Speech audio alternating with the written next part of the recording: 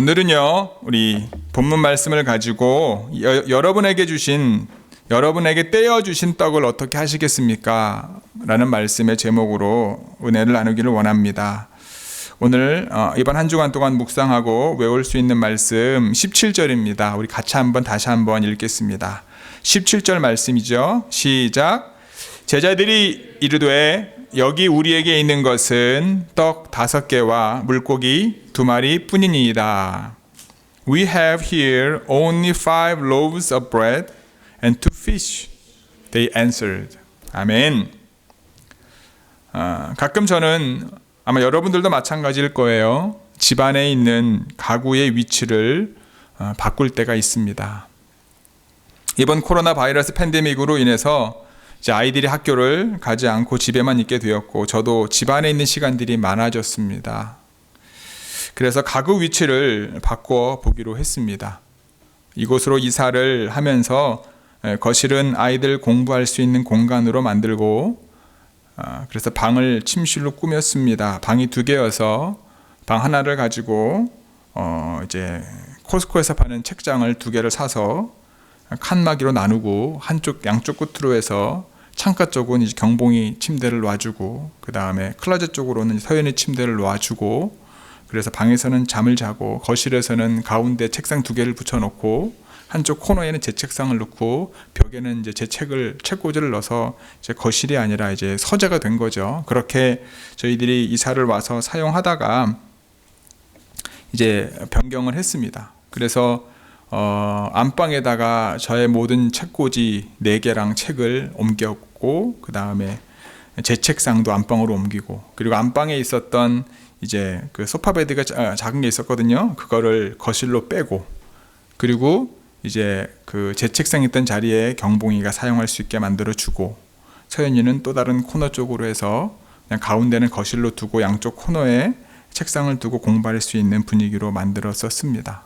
그리고 난 다음에 또 한 번 더 바꿨죠. 그래서 이제 아예 안 되겠다 그래서 이제 그 방 안에 침대는 두더라도 경봉이는 잠만 자게끔 하고 거실에 있던 책상 하나 작은 거를 이제 다시 방으로 들어가서 서연이는 이제 거기서 공부할 수 있게 하고 경봉이는 이제 거실에서 공부하고 저는 이제 마스터 베드룸에서 공부할 수 있게 서재로 예배 준비하고 그 다음에 잠자는 걸로 그렇게 바꿨어요. 근데 이제 책장을 옮기려면 책을 다 내려놔야 되잖아요.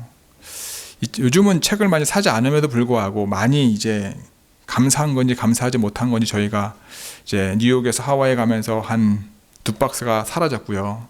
그날 하와이에서 오하이오 오면서 또한 2박스가 사라졌어요. 제 책만 사라지면 참 좋겠는데 안타깝게도 이제 하와이에 있었던 우리 애들 그 이열북이죠. 이제 경봉 이열북도 사라지고 뭐 좋아하는 책들도 사라지고 그래가지고 마음이 아프긴 한데 그렇게 사라져도 책이 좀 있잖아요. 그래서 책을 다 내려놓고 책꽂이를 옮겨놓고 다시 책을 다 정리하고 하다 보니까 이제 뭐가 나오냐면 이제 옛날에 썼던 뭐 일기나 그리고 이제 받았던 카드, 편지 그런 것들이 나와요. 여러분들이 그런 것들이 나오면 그냥 덮어도 그냥 책만 옮깁니까? 아니면 앉아서 이제 그걸 보게 됩니까? 저는 그걸 보게 돼요. 그래서 앉아가지고 이제 무슨 얘기를 썼나 보다 보니까 이제 참 애들이 어렸을 때 저한테 엄마 아빠는 썼던 그림들 그 다음에 편지들도 있고 그다음에 저희 아버지가 이제 우리 애들 결혼한 지 얼마 안 됐을 때 갑자기 집안에 쳐들어와서 이제 하룻밤 주무시고 편지 써놓고 가셨는데 그 편지도 있고 여러 가지 이제 그런 것들을 보면서 옛날 그때의 상황들을 다시 상기하는 그런 시간을 잠시 갖게 되었습니다. 오래된 카드나 편지를 읽다 보면은 아까 말씀을 드렸던 것처럼 그것을 누가 썼는지, 언제 썼는지, 그리고 왜 썼는지, 그리고 누구에게 썼는지 새록새록 기억이 나게 됩니다. 제가 읽었던 모든 카드와 편지는요, 모두 제가 당시 원래 받는 사람이었고, 제가 원래 수신자였습니다. 모든 카드와 편지는 여러분 쓰는 사람이 있고요, 그리고 받는 사람이 있듯이 기록된 하나님의 계시인 성경도 원래의 독자를 가지고 있습니다. 원래의 독자는 성경을 맨 처음 받아보았던 독자들, 리시버들을 지칭합니다. 우리가 알고 있는 것처럼 성경은요, 오랜 기간 동안 많은 사람들에 의해 쓰여졌어요. 그래서 수많은 기록자가 있고 수많은 원래 독자가 있습니다. 성서 고고학의 증명들을 통해 가지고요, 완전히 드러난 부분들도 있지만 증명할 수 있는 문서들이 정확하지 않아서 불명확한 부분들도 있습니다. 하지만 우리가 알고 있는 것처럼 모든 성경은요, 하나님의 감동으로 되어졌다. 즉 하나님께서 하나님의 사람들에게 하나님의 감동을 주셔서 하나님의 백성들을 위해서 주신 것이 성경이다. 그래서 우리는 성경을 읽을 때마다 성령의 감동을 간구해야 합니다. 성령의 감동이 없으면요, 성경은 저와 여러분에게 아주 오래된 그리고 많은 사람들에게 읽혔던 고전일 수밖에 없습니다. 하지만 성령의 감동이 있으면요, 그 성경은 저와 여러분들을 향하신 하나님의 계시된 말씀이 될 수 있는 겁니다. 하나님의 말씀을 읽을 때마다 성령의 감동으로 하나님의 거룩하신 뜻을 깨닫는 저와 여러분 모두가 되기를 주님의 이름으로 간절히 축복합니다. 우리가 몇 주 동안 나누었던 로마서는요, 바울 시대의 로마에 있는 그리스도인들이 로마서의 원독자가 됩니다. 창세기부터 요한계시록까지 66권 성경은 각각의 시대를 살았던 원독자와 그들의 언어로 그들의 문화와 지리적 배경 속에서 그들이 처해 있는 상황 가운데 성령의 감동으로 쓰여졌다는 거예요. 우리가 오늘 읽었던 마태복음의 말씀, 이 마태복음도요, 여러분 우리는 복음서라 그러니까 그냥 그렇게 뭉뚱그려 갈 수 있는데 이 마태복음도 원래의 독자가 있습니다. 마태복음은요, 유대인들을 대상으로 그리스도의 왕권, 그리스도가 너희들이 기다렸던, 유대인들이 기다렸던 메시아다라고 하는 것을 강조하고 설득하기 위해서 쓰여진 책이 마태복음입니다. 똑같은 스토리가 있어도요, 누가 쓰느냐에 따라서 그리고 누가 받느냐에 따라서 조금씩 달라질 수가 있거든요. 큰 이야기 줄거리는 같다 할지라도. 그러니까 마태복음의 원독자는 누구라고? 유대인들. 그럼 이 유대인들은 어떤 사람들이냐? 말라기 선지자 이후에 400여 년 동안의 역사적인 시간을 지내오면서 살아왔던 유대인들이었다. 이 시기는요, 뭐 지금은 이제 서로 이제 뭐 땅을 뭐 뺏고 빼앗기는 그런 상황은 아니지만 그 당시에 국제 질서는요, 격변기가 있었기 때문에 정복을 하기도 하고 정복을 당하기도 하고 억압하기도 하고 억압을 받게 됐던 시간들이 되풀이되었어요. 그 시간들에 대해서 하박국 선지자는 하박국 2장 12, 13절을 통해서 그 당시 상황을 우리에게 말해줍니다. 같이 읽어볼까요? 시작. 피로 성읍을 건설하며 불의로 성을 건축하는 자에게 화 있을진저 민족들이 불탈 것으로 수고하는 것과 나라들이 헛된 일로 피곤하게 되는 것이 만군의 여호와께로서 말미암음이 아니냐. Woe to him who builds a city with bloodshed and establishes a town by crime. Has not the Lord Almighty determined that the people's labor is only fuel for the fire, that the nations exhaust themselves for nothing. 이 기간을 잘 이해하기 위해서는 여러분 세계 역사를 우리가 알면 좋아요. 뭐 바벨론, 페르시아, 알렉산더 제국, 헬라 제국, 마카비, 로마, 이 모든 역사를 보면은요, 이게 다 성경에 특별히 이제 창세기 모세오경 이후 시편을 지나서 왕조를 지나면서 예언서와 예수님 당시 넘어올 때까지의 그 당시의 세계 역사를 연결해서 보면은요, 너무나 와닿는 부분들이 많고 실질적으로 그렇게 되어지는 백그라운드를 가지게 될 수 있는데, 그걸 다 하면은 1년 내내도 모자랄 정도로 분량이 방대하지요. 나중에 시간이 되면 그 부분, 우리가 이번에는 이제 성경 공부를 그 에베소서 말씀을 가지고 할 텐데, 나중에 좀 시간이 되거나 기회가 되면 이제 성경에 나와 있는 5제국에 대한 책도 있고 그것에 대해서 잘 설명해 주시는 강의도 많거든요. 그걸 함께 나누었으면 좋겠는데, 어쨌든 이 시기를요, 유대인들이 받아들였던 그 관점이 다르고요, 비유대인들이 받아들였던 입장의 차이가 분명히 있다라는 거예요. 하박국 2장 14절 같이 읽어볼까요? 시작. 이는 물이 바다를 덮음같이 여호와의 영광을 인정하는 것이 세상에 가득함이니라. For the earth will be filled with the knowledge of the glory of the Lord as the waters cover the sea. 아멘. 이 기간의 결과는요, 하나님을 인정하는 지식이 세상에 가득해진 것이다. 신약 성경에 등장한 제자들은 예수님의 복음을 들고 헬라 문화와 가치 그리고 로마의 제도와 통치 속에서 복음을 전파하게 됩니다. 이 기간은요, 하나님을 아는 지식이 온 세상에 퍼져가는 기간인 거예요. 누구에게는요? 비유대인들에게는, 그리스도인들에게는. 신약 시대는요, 이방인들에게 기록된 책들의 중요한 배경이 되는 거죠. 그러나 아까도 말씀을 드렸던 것처럼 유대인들에게는요, 그 당시의 유대인들에게 이 시간은요, 좀 다른 측면으로 다가옵니다. 유대인들에게 이 기간은 침묵의 기간이었어요. 말라기 선지자 이후에 세례 요한까지 그들이 생각했던 선지자가 없었습니다. 그들이 생각하는 선지자가 없었다는 것은 무엇입니까? 하나님의 말씀을 전해주는 통로가 없었다는 거예요.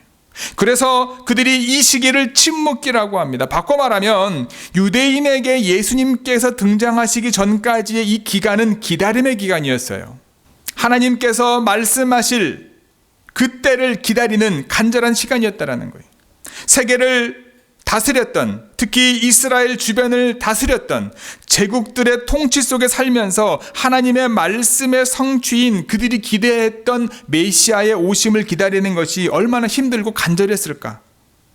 하나님의 일하심을 소망하며 메시아를 기다리는 생각들은 이후에 메시아가 오시면 어떻게 해주실지 그들이 원하는 기대들이 쌓이게 되는 거죠. 이런 생각들은 고난을 견디게 해주었습니다. 제국의 억압 속에서도 로마, 헬라, 바벨론, 페르시아, 이들이 아무리 그들을 힘들게 해도 그 고난을 견딜 수 있는 이유가 무엇입니까? 하나님이 언젠가 우리를 구원해 줄 메시아를 보낼 것이다 라고 하는 믿음 때문이죠. 구약의 언약이 성취될 것을 기다리고 있었던 유대인들이 바로 오늘 마태복음의 원독자가 되는 거예요. 마태복음은 유대인들을 위해 쓰여졌습니다. 그들이 기다렸고 하나님께서 보내신 구원자 메시아가 바로 누구다? 예수님임을 알리기 위해 쓰여진 책이다라는 거예요. 오늘 본문은 우리가 잘 알고 있는 말씀입니다. 오병이어의 얘기죠. 보리떡 5개와 물고기 2마리, 우리는 보리떡이라고 말하지만 보리빵이죠. 보리빵 5개와 물고기 2마리 이야기로 알고 있습니다. 예수님께서 빵 5개와 생선 2마리로 남자 5,000명 넘는 여자와 그 다음에 아이는 계수하지 않은 그 많은 사람들을 먹인 기적의 이야기입니다. 이 오병이어 이야기는요, 사복음서, 즉 마태복음, 마가복음, 누가복음, 요한복음 모두에 기록되어진 유일한 이야기입니다. 예수님께서 행하신 많은 기적들 가운데 유일하게 사복음서에 다 기록되어진 말씀입니다. 이것은 구원의 구체적인 표현으로 예수님께서 사람들과 함께 식탁교제 중 가장 규모가 클 뿐만 아니라 우리가 상상하지 못했던 그런 일들이 표현되어진 사건인 거죠. 그리고 아까도 말씀을 드렸던 것처럼 이 이야기는요, 아마 교회 신앙생활 조금만 하게 되면 어린아이에서부터 나이 드신 분들까지 모두가 이렇게 알 수 있는 이야기입니다. 이 사복음서에 기록된 오병이어 이야기의 공통점은요, 아까도 말씀을 드렸던 것처럼 예수님께서 떡 5개와 생선 2마리로 5,000명 넘게 배부르게 먹고 남은 음식을 거둔 것이 12바구니가 되었다. 이게 사복음서에 나와 있는 이야기의 큰 틀이고요. 그 큰 틀에다가 마태나 마가나 누가 요한복음이 가지고 있는 인텐션, 그 의도를 가지고 이 원독자가 누구냐에 따라서 조금씩 내용이 바뀌는 부분들도 있다라는 거예요. 이와 비슷한 이야기가요, 여러분 마태복음 15장 32절에 보면 뭐가 나오죠? 떡 7개와 생선 2-3마리로 4,000명을 먹이고 7광줄에 남는 이야기가 또 나오지 않습니까? 모든 글에 저자와 독자가 있듯이 아까도 말씀을 드렸던 것처럼 모든 성경에 저자와 독자가 있다. 아까도 말씀을 드렸던 것처럼 이야기의 줄기는 같지만 복음서만 다르다. 그럼 오늘 우리가 읽었던 마태복음에 나와 있는 오병이어의 기적을 통해서 마태가 말하고자 원했던, 그리고 하나님께서 마태를 통해서 유대인들이 알기를 원했던 것이 무엇인가? 첫 번째는요, 오병이어 이야기는 유대인들에게 예수님께서 메시아이심을 증거하기 위해 쓰여졌다. 학자들은요, 여러분, 오늘 본문에 쓰여진 이 바구니라고 하는 단어, 이게 우리는 바구니 그럼 다 바구니도 영어도 보니까 다 바스켓으로 나와 있거든요. 근데 원어를 보면은 오늘 본문 말씀에 나와 있는 이제 바스켓이라고 하는 바구니하고 그 다음에 이제 사도행전에 나오는 이방인들이 주로 사용하는 단어의 광주리하고 다른 단어로 쓰입니다. 이게 무슨 얘기냐면, 여러분 미국 사람들은 화장실을 뭐라고 그러죠? 보통 레스트룸. 근데 여러분 저는 영국에 가보지 않았어요. 영국 사람들이 쓰는 화장실뿐만 아니라 단어들이 또 다르더라고요. 같은 물건을 가지고 그런 부분들로 보시면 돼요. 그러니까 똑같은 물건을 가지고 우리는 다 광줄이나 바구니나 똑같은데 주로 유대인들이 사용하고 유대인들의 말할 때 사용했던 단어가 바구니고, 그리고 이해하기에는 그다음에 이방 사람들이 사용했던 단어가 광줄이다. 그래서 오늘 본문에 오병이어에 사용되어진 단어가 바구니다. 뿐만 아니라 여러분, 이 오병이어의 기적은 유대인들 대상으로 쓰여졌고, 그 다음에 7병 235의 기적은 이방인들 대상으로 쓰여진 이유 중에 하나가 뭐냐면, 이제 오병이어가 이제 행해졌던 장소 또한 마태복음에 나와 있지 않지만 다른 복음서에 보면 그 지역 자체가 유대인들의 도시였던 베세다였다라는 얘기를 합니다. 이런 것들뿐만 아니고요. 여러분 오병이어라 그랬죠. 아까도 말씀드렸던 것처럼 떡 5개와 물고기 2마리, 그리고 12광주리. 여러분 아라비아 로마뿐만 아니라 히브리나 헬라어의 특히 히브리어 알파벳이 가지고 있는 의미가 되게 다양합니다. 그러니까 숫자의 개념도 포함되어지는 경우가 많거든요. 그리고 이스라엘 사람들이 숫자에 되게 민감합니다. 그러니까 오늘 본문에도 보면은 이제 오병이어일 때 오는 뭐냐? 여러분 오 하면 떠오를 수 있는 게 뭐냐? 유대인들은요 뭐라 그러죠? 모세 오경 할 때 오, 그러니까 그들이 알고 있는 토라가 5개고요. 그 다음에 토라 이후에 시편이 5권이고요. 뿐만 아니라 10이라고 하는 단어는 우리가 알고 있는 것처럼 이스라엘 자손 숫자가 10이고요. 이게 왜 중요한가 하면 우리는 중요하지 않아요. 우리한테는 중요하지 않아요. 근데 누구한테는 중요해요? 유대인들한테는 중요한 숫자인 거예요. 5 하면 떠오를 수 있는 거, 12 하면 떠오를 수 있는 거. 아무것도 아니지만 그런 의미가 포함되어 있을 수 있다는 걸 우리가 가정해 볼 수 있는 거죠. 아까도 말씀을 드렸던 것처럼 우리는 세븐이 행운의 숫자잖아요. 그리고 4는 죽음의 숫자라 그래서 한국 아파트에는 4층도 없잖아요. 그런데 미국은 어떻습니까? 미국은 7은 행운의 숫자 비슷한 것 같은데 4는 그대로 있는데 뭐가 불행한 숫자죠? 13이 불행한 숫자잖아요. 그것처럼 유대인들이 유독 관심 갖고 있는 숫자들이 있는데 그 숫자를 성경 안에서 유대인들이 받아들일 수 있는 그 틈을 열어주기 위해서 그와 같이 사용되어졌다는 거예요. 뿐만 아니라 유대교에서 빵이 율법의 영구적인 상징이다. 그러니까 빵이 의미하는 게 뭐냐 하면 하나님의 율법이다라는 거예요. 빵 5개는 사람들의 마음속에 자연스럽게 모세 오경을 떠올리게 했을 것이다. 남은 빵의 숫자, 아까도 말씀을 드렸던 것처럼 12바구니는 쉽게 구약시대의 이스라엘 백성 12지파를 떠올리게 했을 것이다. 유대인들 가운데는 첫 번째 구원자가 누구였습니까? 모세였습니다. 모세가 광야에서 백성들에게 무엇을 주게 하셨습니까? 하나님 앞에 기도해 만나를 주게 하셨죠. 마지막 구속자인 메시아도 마지막 날에 하늘에서 만나를 내려 그의 백성에게 제공할 것이라고 하는 메시아의 기대 사상, 그들이 원하는 만나는 아니었지만 그들이 가지고 있는 생각과 철학과 그들이 가지고 있는 신앙의 틀에 접근할 수 있는 룸을 열어놓은 거다라는 거예요.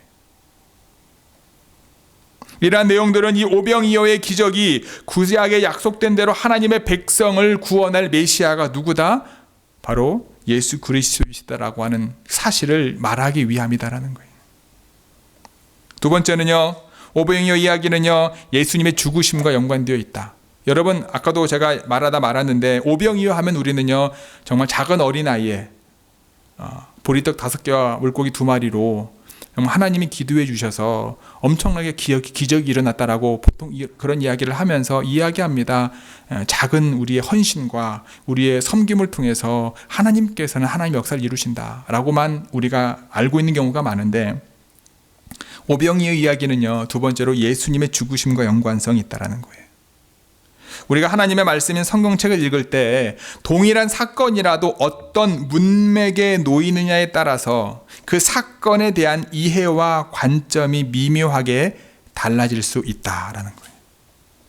오늘 본문 마태복음 오병이어 기사는요, 여러분, 세례 요한의 죽음에 대한 이야기와 그리고 예수님께서 물 위를 걸으신 사건 사이에 기록되어 있습니다.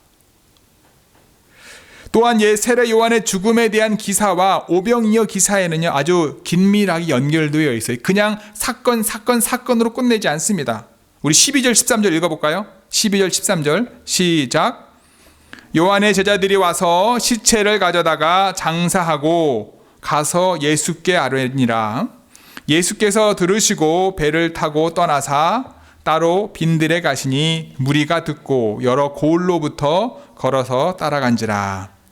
John's disciples came and took his body, buried it. Then they went and told Jesus.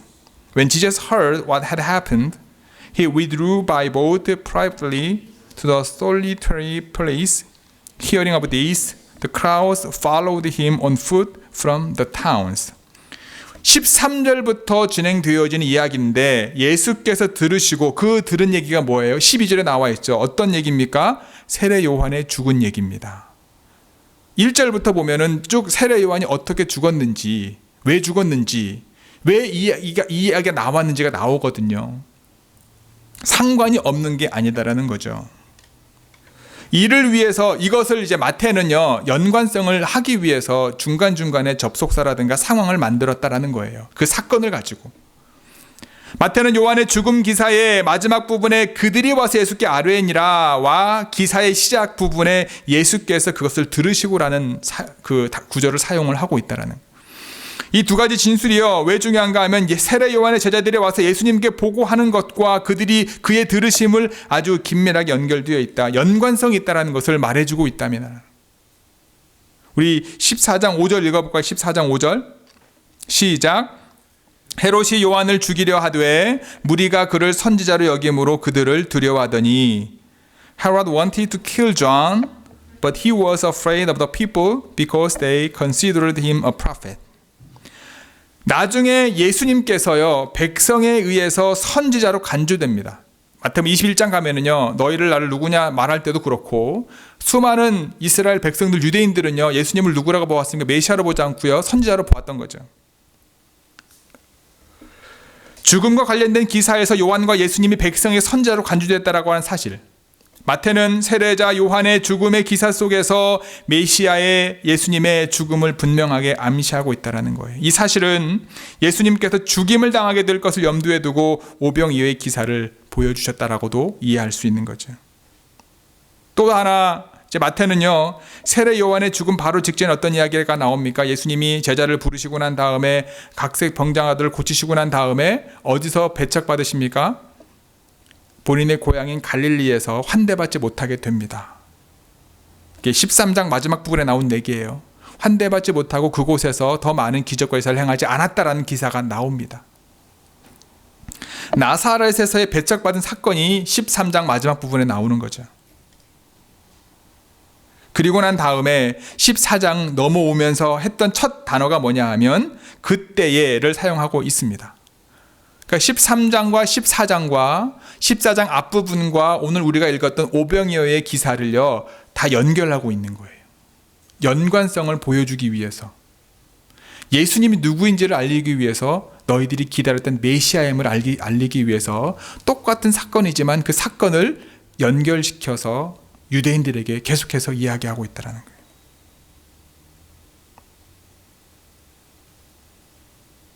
세 번째로 마태복음의 오병이어 이야기는요, 조금 더 예수님께 집중하게 만들었다라는 거예요. 당연히 오병이어의 주인공은 예수님일 수 있잖아요. 근데 여러분 나중에 시간이 되시면 마가복음과 누가복음과 요한복음에 나와 있는 이제 오병이어 기사를 읽어보셔요. 그러면 조금 다른 걸 느끼실 거예요. 지금 제가 드리는 이 말씀을 듣고 난 다음에 읽어보시면. 다른 복음서의 내용에는요, 16절에 갈 것 없다라고 말합니다. 그 부분들이 없어요. 근데 마태복음에는 추가되어 있고요. 18절에 그것을 내게 가져오라 라고 하는 예수님의 명령은요, 마태복음에만 기록되어 있습니다. 다른 복음서에는요, 여러분 제자들의 역할을 많이 확장합니다. 예수님이 말한 것을 오해하기도 하고요. 빌립이라고 하는 사람은 뭐가 얼마큼 필요하다라고 막 설명을 하고요. 이런저런 이야기들이 많이 좀 장황하게, 어찌 보면 그게 사실일지 모르지만 마태복음에서는 그 부분들을 빼고 예수님께 좀 더 포커스를 맞추고 있는 거죠. 무리들에게 먹을 것을 주라는 명령을 제자들이 오해했던 내용을 수록하지 않습니다. 마가복음과 누가복음에는요, 무리가 예수님의 명령을 따라 어떻게 그룹 지었는지도 말하지 않아요. 그냥 앉히라고만 나와 있지. 다른 복음서에 보면 어떻게 몇 명씩 앉히라는 말씀이 나와 있는 복음서도 있잖아요. 근데 마태복음에는요, 그냥 앉히라고만 나와 있지 어떻게 자세한 내용들은 들어가 있지 않습니다. 단순히 무리가 잔디에 앉도록 명령해라. 사실만 간단하게 얘기하는 거예요. 예수님께서 이 기적을 행하고자 하는 의지와 그분의 행위를 더욱 드러내어 예수님께 집중하게 만들고 있다는 거예요. 또한 마태복음에서는요, 예수님께서 그들 무리를 보시고 불쌍히 여기셨다라고만 나오잖아요. 그래서 그들 고치신 얘기만 나오지만 마가복음은요, 목자 없는 양같이 가련한 양에 대한 목자 예수님의 심정을 더 부각시킵니다. 감정적인 부분들을 더 이유를 말하고 있어요. 또한 그들을 가르치신 것만을 언급하는 마가복음과 하나님 나라의 교훈과 함께 이를 언급하는 누가복음과 좀 다릅니다. 예수님께서는요, 병을 치료하셨다라는 사실만 언급합니다. 즉 예수님의 가르침 대신에 기적적인 치유와 오병이어의 기적을 중심으로 유대인들에게 예수님이 그들이 기다렸던 하나님께서 보내신 메시아임, 그러니까 하나님이 보낸 사람이 아니면 할 수 없는 일들, 그런 것들에만 집중하게 만들었다라는 거예요. 우리 19절, 20절 마지막 함께 읽겠습니다. 19절, 20절 함께 읽겠습니다. 시작. 무리를 명하여 잔디 위에 앉히시고 떡 5개와 물고기 2마리를 가지사 하늘을 우러러 축사하시고 떡을 떼어 제자들에게 주시며 제자들이 무리에게 주니 다 배불리 먹고 남은 조각을 12바구니에 차게 두었다. And he directed the people to sit down on the grass, taking the 5 loaves and the 2 fishes, and looking up to heaven, he gave thanks and broke the loaves. Then he gave them to the disciples, and the disciples gave them to the people. They all ate and were satisfied, and the disciples picked up 12 basketfuls of broken pieces that were left over. 여러분, 우리가 방금 읽었던 그 장면을 상상해 보시기 바랍니다. 이 순간 그곳에 모여있는 모든 사람들, 5,000명에서 10,000명 가까운 사람들이 어디에 집중했을까? 네, 지금 예수님의 손으로 가지셔서 하늘을 우러러 축복 기도하시는 모습일 겁니다. 어떻게 이 기적이 일어났는지 우리는 설명할 방법은 없지만 다 배불리 먹고 남은 조각이 12바구니에 찼다. 오늘 말씀을 정리합니다. 성도 여러분, 오병이어의 기적은요, 단순한 한 어린아이의 작은 헌신에서 예수님께서 행하신 기적만을 의미하지는 않습니다. 예수님의 말씀을 오해해서 현실적으로 무리들을 먹일 수 있는 비용을 계산했던 제자들의 모습 속에서 우리의 연약함을 고백하는 것만도 아닙니다. 오병이어의 기적은요, 그 2가지뿐만 아니라 오병이어의 기적은 하나님의 약속의 백성이었던 당시 유대인들이 그들을 구원할 하나님께서 보내신 메시아인 예수님을 배척했던 상황을 드러내고요. 세례 요한의 죽음과 연관성을 통해 가지고 오병이어의 기적이 예수님의 죽으심을 통해 우리에게 영원한 생명의 양식이 됨을 보여주고 있다라고 하는 사실입니다. 뿐만 아니라 오병이어의 기적은 어떤 특별한 곳이 아니라 우리의 삶의 모든 자리에서 예수님의 기도와 그분이 떼어주심으로 일어남을 우리에게 알게 하고 있다는 거예요. 좋은 교회 성도 여러분, 여러분들의 삶 속에서 이 오병이어의 기적이 일어나기를 정말 원하십니까? 예수님의 말씀이 우리 안에 거하며 그분 안에 거하는 삶을 살기를 주님의 이름으로 간절히 축복합니다. 예수님의 죽으심이 우리의 영원한 생명의 양식이 됨을 잊지 마시기 바랍니다. 지금 하늘 보좌 우편에 계신 예수님께서 여러분 우리를 위해서 지금도 기도하고 계십니다. 빵을 그 다음에 올려서 기도하시는 것처럼 지금 우리를 위해서 기도하고 계십니다. 그분으로 공급받는 생명력, 그 생명력의 통로가 저와 여러분들 모두가 되기를 주님의 이름으로 축복합니다. 우리는 예수 그리스도를 먼저 한 우리는 예수님으로부터 떡을 떼어 우리가 받았잖아요. 그러면 여러분들이 받은 떡을 어떻게 하시겠습니까? 여러분 상상할 수 있잖아요. 5,000명이나 넘는 10,000명이나 되는 사람들이 다 제자들에게 와서 떡을 받았을까? 아니면 나는 베드로한테 받았고 또 받은 거를 떼서 그 다음 사람한테 주었을까? 우리가 본 적 없기 때문에 어떻게 되어졌는지는 알지 못하지만 분명한 것은 예수님은 떡을 떼어 제자들에게 주셨고 제자들은 떡을 떼어 무리들에게 주었다. 어떻게 되어졌는지 상상할 수밖에 없는 거죠. 분명한 것은 무엇이냐? 예수 그리스도가 그분의 생명력을 누구에게 주신 거예요? 우리에게 주셨다라는 거예요. 이게 왜 중요한가 하면 지금 우리가 이 시대를 살아가면서 여러분 교회 안에 누가 없는 교회가 있을 수 있습니까? 예수 그리스도, 그분의 십자가, 예수 그리스도가 없는 교회가 있을 수 있습니다. 그걸 얘기하고자 하는 거예요.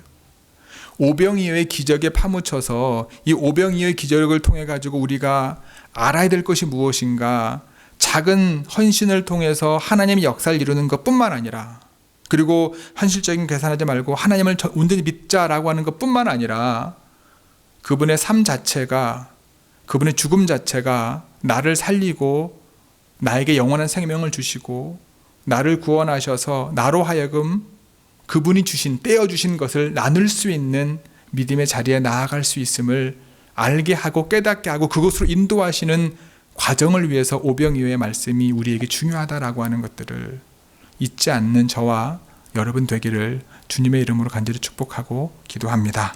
아멘. 기도하시겠습니다. 오늘 말씀을 기억하면서 여러분 잠시 기도하는 시간 갖습니다. 하나님, 오병이어의 기적이 지금도 우리의 삶의 자리에서 주님께서 일으키시기를 원하심을 믿게 하여 주옵소서. 그것을 위해서 하나님, 과연 내가 주님 중심의 삶을 살고 있는지, 주님의 말씀이 내 안에, 내 삶이 주님 안에 있는지, 그래서 주님이 기도하시고 주님이 인도하신 것 가운데 우리가 나아가고 있는지를 점검하고 다시 한번 하나님, 우리가 오병이어의 기적에 우리의 마음이 빼앗겨서 오병이어의 기적을 통하여 주님께서 자신에게 주어진 공생의 삶을 살았고 그분이 살았던 모든 삶의 모습을 잊지 않는 저희들 되게 하여 주옵소서. 주님이 떼어 우리에게 주신 그 빵을 가지고 우리가 먹을 뿐만 아니라 우리의 삶을 통하여 누군가에게 생명력의 빵을 나누어 줄 수 있는 저희 좋은 교회가 되게 하시고 한 사람 한 사람 모든 지체가 되게 하여 주옵소서. 하나님 앞에 각자가 나아가 결단의 기도하는 시간 같습니다. 함께 기도하시겠습니다.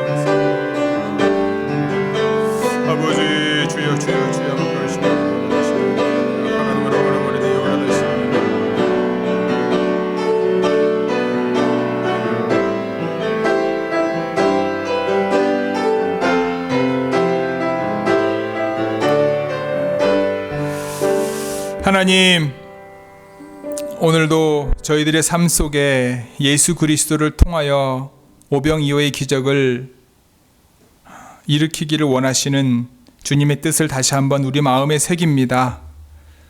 오병이어의 역사는 예수님께서 이루신 것이요, 그분의 삶을 영생의 양식, 생명의 양식으로 우리에게 줌을 알게 하시는 것임을 다시 한번 잊지 않게 저희들 마음 가운데 역사하여 주옵소서. 예수님께서 자신의 생명을 들이심으로 우리에게 영원한 생명이 주어졌던 것처럼 우리의 삶의 자리 속에 주님이 우리에게 나누어 주신 그 떡을 가지고 어떻게 살아가야 될지를 우리가 결단하게 하시고, 단순히 오병이어의 기적에 우리의 마음이 빼앗기지 않고 주님께서 오병이어를 통하여 우리에게 보여주시기를 원했던 참된 구원자 메시아, 그분의 길을 따라가고 고백하며 나아가는 좋은 교회 모든 성도님들 되어줄 수 있도록 하나님께서 역사하여 주시고 인도하여 주옵소서. 이 모든 말씀 우리 주 예수 그리스도의 이름으로 기도드렸사옵나이다. 아멘.